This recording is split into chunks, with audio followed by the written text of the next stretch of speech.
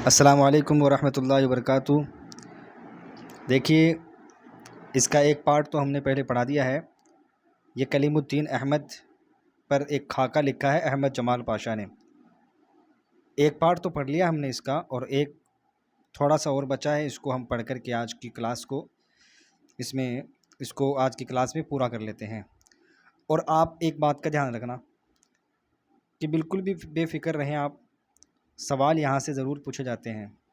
سوال جو پچھلا پیپر آیا ہے وہ یہیں سے آیا ہے۔ جو آپ پڑھ رہے ہیں نا، یہ اس بک میں گلستانی ادب کے اندر جو ٹاپک یہ دیے ہوئے ہیں نا، اسی سے سوال پوچھے گئے ہیں۔ آپ دیکھ لینا پچھلا پیپر اٹھا کے۔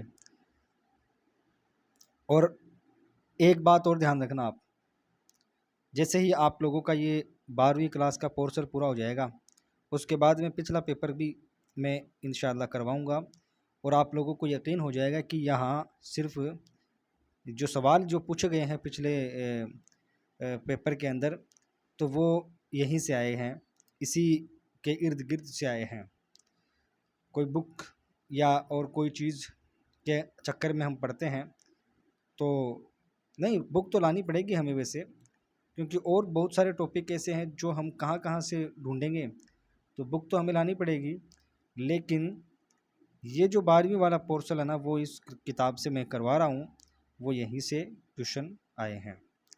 اور اب دیکھو، جو ہم نے یہ پڑھا ہے خاکہ تو 2 ہیں ہمارے سلیبس کے اندر، 2 خاکہ دیے ہوئے ہیں 12ویں کلاس سے۔ ایک 12ویں کلاس سے ہے، ایک 11ویں کلاس سے ہے۔ ایک تو کلیم الدین احمد تو 12ویں کلاس سے ہے، احمد جمال پاشا کا لکھا ہوا ہے، اور ایک میر باقر علی ہے نا، داستان کو میر باقر علی جو ہے نا، شاہد احمد دہلوی کا لکھا ہوا۔ یہ دو خاکہ ہیں۔ یہ ایک تو ہم نے اس کو پچھلے کلاس میں بھی پڑھا تھا، اور اس کو بھی ہم پڑھ رہے ہیں، ابھی بھی پڑھ رہے ہیں اس کو۔ اس میں جو ہم نے پڑھا تھا اس میں سے دیکھو، خاکہ کے اندر موٹی سی بات یہ ہے کہ کلیم الدین صاحب ایک بہترین تنقید نگار ہیں، اور تنقید نگاری اتنی کھلی کرتے ہیں، وہ کسی سے بھی نہیں ڈرتے ہیں، اور کسی کی بھی تنقید نگاری وہ کر دیتے ہیں، کسی کو بھی لپڑ دھکا وہ لے لیتے ہیں۔ پہلے تو سرور صاحب کو لپڑ دھکا لیا انہوں نے، اس کے بعد میں سید احتشام حسین کو لپڑ دھکا لیا۔ سید صاحب کو جب لپڑ دھکا لیا تو وہ بھی بیمار ہو گئے، اور اس کے بعد میں سید احتشام حسین کو لیا، وہ بھی بیمار ہو گئے۔ تو اس طرح سے کلیم الدین صاحب بہت ہی خطرناک تنقید نگار تھے۔ اب دیکھیے آگے ہم پڑھتے ہیں۔ ایک طالب علم کی اس سے بڑھ کر کیا حوصلہ افزائی ہو سکتی تھی، خوشی کے مارے برا حال تھا۔ احباب اور اساتذہ میں کئی دن کلیم صاحب کے خط کی نمائش کا سلسلہ جاری رہا، اور بار بار دوستوں کو چائے پلانا پڑی۔ یعنی کلیم الدین احمد نے خط لکھا تھا، اس کی خوشی ظاہر کر رہے ہیں یہاں پر۔ غالب صدی تقریبات کا ہنگامہ پٹنہ یونیورسٹی میں برپا ہوا تو مجھے بھی مدعو کیا گیا۔ یہ یہاں پٹنہ یونیورسٹی کے اندر غالب صدی تقریبات کا ہنگامہ ہوا تو ان کو بھی بلایا گیا، کن کو؟ احمد جمال پاشا کو بلایا گیا۔ میں پروفیسر اختر اورینوی کا مہمان تھا۔ ان تقریبات کا افتتاح پروفیسر کلیم الدین احمد نے کیا تھا۔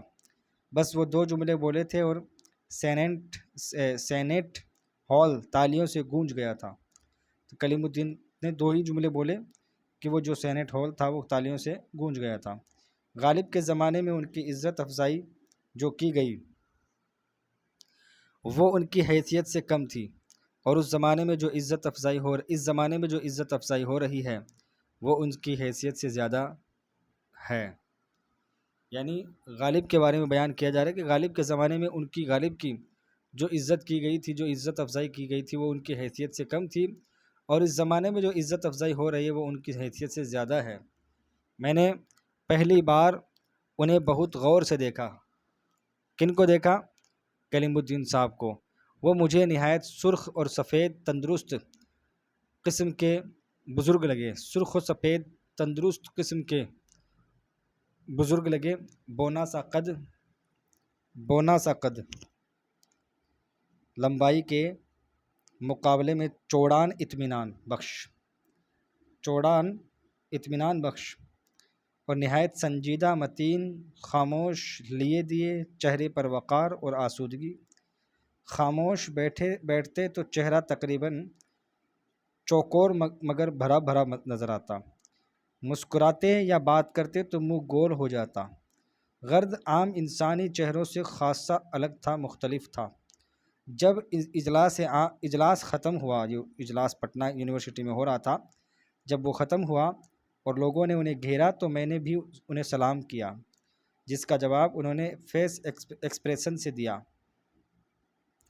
یعنی چہرے کے ہاؤ بھاؤ سے انہوں نے جواب دیا، اور میں بس دیکھتا رہ گیا اور وہ چل دیے۔ ان کے ساتھ وائس چانسلر ڈاکٹر ممتاز احمد، پروفیسر عطا کاکوری اور ڈاکٹر اورینوی تھے، اختر اورینوی، جو انہیں موڑ تک پہنچا کر واپس آ گئے۔ ہمارے ایک دوست نے بتایا کہ شام کو کلیم صاحب کے یہاں آپ لوگوں کے اعزاز میں ایک ایٹ ہوم ہے۔ آپ لوگ سے مراد ڈاکٹر خواجہ احمد فاروقی، ڈاکٹر حسن اور ڈاکٹر قاضی عبدالستار اور خاکسار۔ تو کلیم صاحب کے یہاں آپ لوگوں کے اعزاز میں ایٹ ہوم ہے ایک۔ آپ لوگوں سے مراد کون کون ہے یہاں؟ ڈاکٹر خواجہ احمد فاروقی، ڈاکٹر حسن، ڈاکٹر قاضی عبدالستار۔ ایسا سوال بن سکتا ہے۔ شام کو موٹروں پر اختر اورینوی صاحب کے یہاں سے ہم لوگ کلیم صاحب کے یہاں روانہ ہوئے۔ سڑک ابھی بن رہی تھی، فٹ پاتھ پر کنکر پتھر تھے، برآمدے میں لمبی لمبی میزیں، آمنے سامنے کرسیاں جن پر مہمان اور میزبان بیٹھ گئے۔ کلیم صاحب ایک کونے میں کھڑے مسکراہٹ سے لوگوں کے سلام اور باتوں کا جواب دے رہے تھے۔ نوجوان اس تقریب کے انتظام اور ہماری پذیرائی میں پیش تھے۔ وہ ڈاکٹر ممتاز احمد، ڈاکٹر محمد صدیق، ڈاکٹر خالد رشید صبا اور ڈاکٹر محمد طیب عبدالی بہت دبلے پتلے تھے، اور ممتاز صاحب بالکل پہلوان معلوم ہوتے تھے اور نہایت تندرست تھے۔ سر پر چھوٹے چھوٹے بال، ابھرا چہرہ، کھلتا ہوا رنگ۔ سب سے زیادہ خوش پوشاک ڈاکٹر خالد رشید صبا اور ڈاکٹر صدیق تھے۔ میں ایک دفعہ کرسی سے اٹھ کر کلیم صاحب تک گیا، مگر ان کی خاموشی نے پسپا کر دیا، پھر آ کر بیٹھ گیا۔ میں نے ڈاکٹر اختر اورینوی سے کہا، بھائی یہ تو بولتے ہی نہیں ہیں۔ خوب بولتے ہیں مگر ان کی ایک ترکیب ہے۔ یہ احمد جمال پاشا جو ہیں، ڈاکٹر اختر اورینوی کے پاس جا کر بولتے ہیں کہ بھائی کلیم صاحب کے بارے میں بولتے ہیں، وہ کہ یہ تو بولتے ہی نہیں ہیں۔ تو اختر اورینوی نے کہا کہ خوب بولتے ہیں مگر اس کی ایک ترکیب ہے۔ وہ کیا؟ ان کی آنکھیں چمکنے لگی۔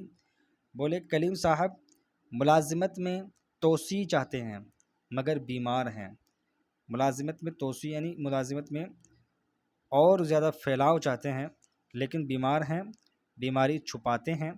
آپ ان سے صحت اور خیریت پوچھیے، ہارٹ، بلڈ پریشر، شوگر وغیرہ کے بارے میں، اور بلا کسی نام کے لیے کہ لوگوں نے بتایا کہ آپ بیمار ہیں، یعنی کسی کا نام مت لینا اور جا کے آپ بولنا کہ آپ بیمار ہیں، پھر دیکھیے کیسا بولتے ہیں۔ غرض انہوں نے ٹھیل ٹھال کر ہمیں پھر کلیم صاحب کے پاس بھیج دیا۔ ہم نے اختر صاحب کے نسخے پر عمل کرتے ہوئے جا کر ان کی صحت کو کوریدا۔ کلیم صاحب بولنے لگے۔ پہلے تو یقین دلایا کہ وہ قطعی تندرست ہیں، یعنی بہت زیادہ تندرست ہیں، وہ بالکل بھی بیمار نہیں ہیں۔ پھر بتایا کہ لوگ بدنام کرنے کے لیے ایسا کرتے ہیں۔ پھر میں نے اپنی نئی کتاب مضامین پاشا کے بارے میں کہا کہ لانا بھول گیا۔ بولے، آپ کی یہ اور دوسری کتابیں میرے پاس ہیں، میں پڑھ چکا ہوں۔ کچھ مضامین پر پسندیدگی کا اظہار بھی کیا۔ بولے، اب میں ماشاء اللہ اور رستم امتحان کے میدان میں، پروس میں ماس ایپک ہیں۔ بولے کہ ادب میں ماشاء اللہ اور رستم امتحان کے میدان میں پروس میں ماس ایپک ہے، یعنی ان کی تعریف کی۔ مختصر خاکے کے آرٹ پر بولے، بہت مشکل فن ہے یہ، آپ کے خاکے پڑھ چکا ہوں، یہ سلسلہ جاری رکھیے۔ غرض وہ بول رہے تھے اور میں سن رہا تھا۔ جب میں لوٹا تو احباب نے حیرت سے پوچھا، کلیم صاحب آپ سے خوب باتیں کر رہے تھے۔ اختر صاحب مسکرائے، ان کی آنکھوں میں شرارت ناچ رہی تھی۔ میں بیماری کا ذکر گول کر گیا اور بولا، میری ظرافت کے فن پر روشنی ڈال رہے تھے، مضامین کی تعریف کر رہے تھے۔ تعجب تو مجھے بھی ہے۔ جب لکھنؤ سے ہم نے سیوان میں ڈیرا جمایا تو پٹنہ کے چکر شروع ہو گئے۔ جب بھی پٹنہ جاتے اور ذرا بھی فرصت ملتی تو میں کلیم صاحب کو ٹیلی فون کرتے اور وہ عموماً شام کا وقت دیتے۔ پھر کلیم صاحب کو بہت قریب سے دیکھنے کا موقع ملا۔ ہمارا محتاط اندازہ یہ ہے کہ وہ مردم شناس تو نہ تھے، مگر بڑے مروت کے انسان تھے۔ وہ بڑے مروت کے انسان تھے، یعنی کلیم الدین احمد جو تھے وہ لوگوں کی خوبی یا خامی پہچاننے میں بڑے تیز تھے اور بڑے لحاظ والے انسان تھے۔ مروت انسان تھے، یعنی لحاظ والے انسان تھے۔ عموماً عشاء بعد لکھنا پڑھنا شروع کرتے، جس کا سلسلہ عام طور پر صبح 4 بجے تک جاری رہتا۔ 10 بجے کے قریب وہ سو کر اٹھتے، نیاز فتح پوری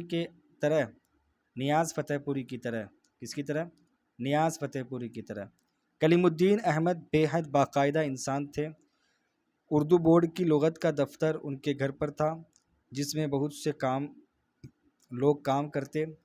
کلیم صاحب دن بھر پابندی سے بیٹھ کر کام کرتے۔ ان کے آفس میں دنیا بھر کی سینکڑوں ڈکشنریاں اور ڈکشنری سازی کا ہر قسم کا ساز و سامان تھا۔ وہ مشین کی طرح کام کرتے۔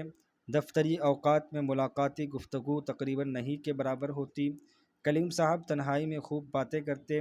دلچسپ یہ ہے کہ انہیں جیسی موضوعات اور اسکینڈلز میں بڑی دلچسپی تھی۔ وہ بہت کم کھلتے لیکن جب بے تکلف ہو جاتے، یعنی کسی سے بہت کم کھلتے تھے وہ، لیکن جب بے تکلف ہو جاتے تو خوب ہنستے۔ ساتھ میں اگر کوئی اجنبی ہو یا کسی نے ان کی عظمت کا قصیدہ پڑھ دیا تو وہ شرما کر بالکل خاموش ہو جاتے۔ کلیم صاحب کے مزاج میں مروت اور دریا دلی بہت تھی۔ تنقید کے مزاج میں وہ جتنے گرم تھے، روز مرہ میں اتنے ہی نرم بھی تھے۔ ہمیشہ سلوک کرنے کے لیے تیار رہتے۔ میں نے ڈرتے ڈرتے 2-1 سفارشیں ان سے کی تھی۔ مجھے حیرت ہوئی کہ انہوں نے وہ کام بڑی خوش اسلوبی سے نہ صرف کر دیا بلکہ مجھے خط لکھ کر اس کی اطلاع بھی دی۔ یوں تو کلیم صاحب خوب باتیں کرتے بلکہ آخری زمانے میں صرف وہی بولتے تھے۔ کلیم صاحب اچھی طرح جانتے تھے کہ مجھے ان کے طریقۂ تنقید، خاص طور پر اقبال کے سلسلے میں قطعی اختلاف ہے، مگر اس کے باوجود ان کا تعلقات پر کبھی کوئی اثر نہ پڑا۔ ان میں اور قاضی عبدالودود میں کبھی نہ پٹی۔ بیشتر میں قاضی صاحب کے یہاں سے ان کو فون کرتا، لیکن انہوں نے قاضی صاحب کے خلاف میری موجودگی میں ایک لفظ بھی نہیں کہا۔ یعنی قاضی عبدالودود سے ان کی پٹتی نہیں تھی، انبن تھی، لیکن ایسا نہیں کہ قاضی عبدالودود کے بارے میں احمد جمال پاشا کے پاس کوئی چغلی کی ہو، کوئی برائی کی ہو۔ آج کل دیکھتے ہیں نا، جس سے ہماری نہیں پٹتی ہے اس کی ہم پہلے چغلی کرتے ہیں، اس کی ہم پہلے بات کرتے ہیں، لیکن یہاں انہوں نے ایسا کچھ بھی نہیں کیا۔ میں جب بھی کلیم صاحب سے ملنے جاتا تو وہ معاصر کا نیا شمارہ دیتے، اس کا مجھے ممبر بنایا، اس میں لکھنے کی فرمائش کرتے۔ اگر کبھی بھی کسی کتاب یا رسالے کے بارے میں دریافت کیا تو وہ لا کر کہتے، لیجئے آپ کی نظر ہے، یعنی آپ کو پیش کرتا ہوں میں یہ۔ اکثر انہوں نے بڑی قیمتی کتابیں مجھے نظر کر دیں۔ ہمارے کالج کا مقدمہ ہائی کورٹ میں تھا۔ جسٹس فضل علی نے ان کی تحقیقات کلیم صاحب کو سپرد کی۔ مجھے اس کا علم تھا اور اس دوران برابر میں ان کے یہاں جاتا آتا بھی تھا کہ کلیم صاحب کے پاس ان کی کالج کا کیش تھا اور ان کی تحقیقات کلیم صاحب کے پاس تھی، اور پھر یہاں آنا جانا بھی تھا احمد جمال پاشا کا، مگر میں نے کبھی اس سلسلے میں کوئی بات نہیں کی۔ جب میں چلنے لگتا تو کلیم صاحب مجھے روک کر پھر باتیں کرنے لگتے، گھما پھرا کر سیوان کا ذکر کرتے، مگر میں نے کالج کے سلسلے میں ان سے کوئی بات نہیں کی۔ انہوں نے یونس صاحب سے اس بات کی بڑی تعریف کی اور سیوان جا کر میرے یہاں قیام کرنے کا پروگرام بھی بنایا، اور کہا کہ جمال صاحب سے انکوائری میں بڑی مدد ملے گی۔ ان کے سیوان آنے سے چند دن پہلے اچانک وہ وفات پا گئے، اور یہ باتیں مجھے خود ان کے گھر والوں نے اور یونس صاحب سے معلوم ہوئی۔ جب میں ان کے انتقال کی ریڈیو سے خبر سن کر تعزیت کے لیے پٹنہ گیا، اب بھی ان کا خیال آتا ہے اور یاد آتا ہے کہ عالمی ادب یا انگریزی ادب پر میں نے انہیں چھیڑ دیا ہے اور وہ مسلسل بولے جا رہے ہیں، اور محسوس ہوتا ہے کہ علم و دانش کا ایک سمندر ابل رہا ہے۔ ان کی ہمارے لیے اس وجہ سے بھی ہمیشہ اہمیت رہے گی کہ بہار کی شناخت ہمارے جن جواہر سے اردو دنیا کے خزانے میں ہوتی ہے، ان میں کلیم الدین احمد کی حیثیت کوہ نور کی سی ہے، یعنی نور کے پہاڑ کی سی ہے۔ کلیم صاحب اصول تنقید پر زور دیتے تھے، متن اور شخصیت کے مطالعے پر ان کا زور تھا، جس سے ہم بہت کچھ حاصل کر سکتے ہیں۔ ان کی تنقید کا انداز کچھ ڈیمولیشن ایکسپرٹ کا تھا، جس کی ادب میں ضرورت بھی ہے اور اہمیت بھی ہے۔ ہم بت سازی سب کچھ نہیں، بت شکنی بھی ادبی اور تاریخی سائیکل کا جزء ولا ینفک ہے، یعنی ایسا حصہ کہ جس کو الگ نہیں کیا جا سکتا۔ احتساب اور گرفت کا فن ان پر ختم ہو گیا، اب ضرورت یہ ہے کہ ان کے کارناموں کی ایڈیٹنگ اور تلخیص کی جائے تاکہ کام کی باتیں ہم گرا میں باندھ سکیں، گرا یعنی گانٹھ، کام کی باتوں کے تو ہم گانٹھ باندھ سکیں اور بقیہ کی حیثیت تاریخی رہ جائے۔ کلیم صاحب کے علمی ذخیرے میں بڑی نادر و نایاب کتب ہیں، یعنی بہت قیمتی کتابیں ان کی علمی ذخیرے میں ہیں۔ شیکسپیئر کے بیشتر پہلے ایڈیشن انہوں نے مجھے دکھائے تھے۔ ضرورت اس بات کی ہے کہ اس خزانے کو محفوظ کیا جائے۔ مجھے اب بھی کلیم صاحب یاد آتے ہیں، خصوصاً ان کی کوئی کتاب میرے ہاتھ میں ہو، یا پھر جب میں بہار اور اردو اکادمی جاتا ہوں اور راستے میں ان کا گھر پڑ جائے تو ایک دم مجھ پر اداسی سی چھا جاتی ہے اور ان کا چہرہ نظروں کے سامنے آ جاتا ہے۔ بزرگوں میں جن میں بہت سے کچھ حاصل کیا، ان میں وہ مجھے بہت عزیز ہیں۔ تو یہ کلیم الدین احمد کے بارے میں ہم نے پڑھا۔ احمد جمال پاشا کا لکھا ہوا یہ ایک خاکہ ہے، تو اس کو دیکھیے ایک بار۔ منہمک، مصروف، مشغول، مستغرق، ڈوبا ہوا، کسی کام میں کھویا ہوا، محتاط، احتیاط برتنے والا، بہت سنبھل کر کام کرنے والا، برہمی، غصہ کرنا، ناراضگی، تکرار، لڑائی جھگڑا، تو میں، زولیدہ بیانی، غیر مربوط گفتگو، بے سر پیر کی ہانکنا، ہجوے ملیح، ایسی تعریف جس میں برائی کا پہلو نکلتا ہو، معمہ، ایسی پہلی چیز ایسی پہیلی جس کا حل آسان نہ ہو، مشکوک، جس پر شک کیا جائے، سالار، فوج کا سردار، قافلے کی رہبری کرنے والا، جوق در جوق، گروہ در گروہ، مجمع، چربا، عکس نقل، استہزائیہ، مسخرے پن کا انداز، متین، سنجیدہ، گمہیر، فیس ایکسپریشن، چہرے کے تاثرات شکل سے نمایاں ہونا، توسیع، پھیلاؤ، اضافہ، مردم شناسی، آدمی پہچاننے والا، تیز نظر رکھنے والا، دریا دلی، سخاوت، فیاضی، نظر کرنا، پیش کرنا، کوہ نور، روشنی کا پہاڑ، ایک بیش قیمتی ہیرا بھی کوہ نور، جزء ولا ینفک، لازمی حصہ جسے الگ نہ کیا جا سکے، متن، کوئی بامعنیٰ تحریر، کسی مصنف کے قلم سے نکلی ہوئی کوئی عبارت یا شعر، احتساب، محاسبہ کرنا، جائزہ لینا، گرفت پکڑ، نادر، انوکھا، کم یاب، نایاب، نہ ملنے والا، بہت مشکل سے ملنے والا، السلام علیکم ورحمۃ اللہ وبرکاتہ۔